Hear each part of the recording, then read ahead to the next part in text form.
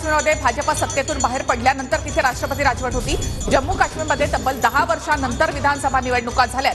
370चं कलम हटवल्यानंतरची ही पहिली निवडणूक आणि या सगळ्यामध्ये आपण पाहतो की एनसी आणि काँग्रेस इथे 45 जागांवर, हरियाणामध्ये भाजपचे अनिल विज हे पिछाडीवर आहेत। अनिल विज भाजपचे पिछाडीवर, सैनी यांनी पुन्हा एकदा या ठिकाणी आघाडी घेतली आहे। हे कर्ज आहे ते हाती येत आहेत। हरियाणामध्ये भाजपचे अनिल विज जे आहे ते सध्या पिछाडीवर असल्याचं पाहायला मिळतंय। तर हे आकडे आपण पुन्हा एकदा पाहूयात। काँग्रेस 55 जागांवर आघाडीवर आहे, भाजप 20 जागांवर या ठिकाणी आघाडीवर आहे, इतर 7 जागांवर आघाडीवर आहेत।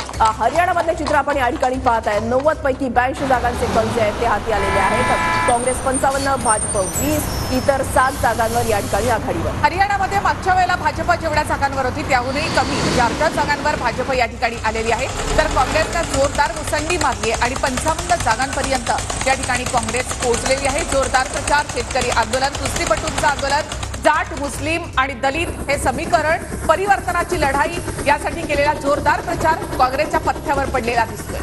काँग्रेसचं चांगलंच कमबॅक जे आहे ते हरियाणामध्ये या ठिकाणी पाहायला मिळतोय। आकडा जो आहे तो पुन्हा एकदा बदललेला आहे। काँग्रेस 62 जागांवर आघाडीवर, भाजप 17 खूपच पिछाड झालेली आहे, तर इतर 7 जागांवर या ठिकाणी आघाडीवर आहे। हरियाणामध्ये भाजपचे अनिल विज हे पिछाडीवर आहेत आणि सैनींनी पुन्हा एकदा आघाडी घेतलेली आहे।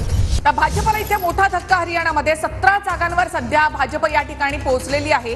मागच्या वेळेला काँग्रेसला जेवढ्या जागा मिळाल्या होत्या त्याही कमी जागा आता सध्या भाजपला या ठिकाणी पाहायला मिळत आहेत। काँग्रेस 62 जागांवर आघाडीवर। तर 10 वर्षांनंतर आपण पाहतो हरियाणामध्ये काँग्रेस सत्तेमध्ये कमबॅक करत असताना पाहायला मिळतंय आणि काश्मीरच्या निवडणुकीमध्ये परिवर्तनाचं चित्र जे आहे ते पुढे येतंय। काश्मीरमध्ये काँग्रेस एनसी आघाडी ही आता पुढे आलेली आहे आणि हा आकडा जो आहे तो सातत्याने बदलतोय। आपण इथे पाहतो की जम्मू काश्मीरमध्ये एनसी आणि काँग्रेस मिळून 45 जागांवर म्हणजे एका मॅजिक फिगर पासून केवळ 1 जागा हवी आहे, तर तिथे भाजप 23 जागांवर आघाडीवर, पीडीपी 3 जागांवर आणि इतर 4 जागांवर आघाडीवर।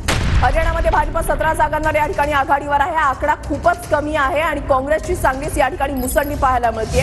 काँग्रेस 62 जागांवर आघाडीवर आहे, तर काँग्रेस 17 जागांवर या ठिकाणी आघाडीवर असल्याचं पाहायला मिळतंय। हे चित्र जे आहे ते सातत्यानं बदलतंय, हा आकडा जो आहे तो बदलतोय आणि जर आपण पाहिलं तर 2014 नंतर जम्मू काश्मीरमध्ये पहिला विधानसभा निवडणूक होतीये आणि याच्यामध्ये काँग्रेसनं चांगलीच मुसंडी घेतलेली आहे। साहजिकच काँग्रेस आणि एनसी मिळून ही निवडणूक जी आहे ती लढतायत आणि या दोघांचं हे चांगलंच यश म्हणावं लागेल।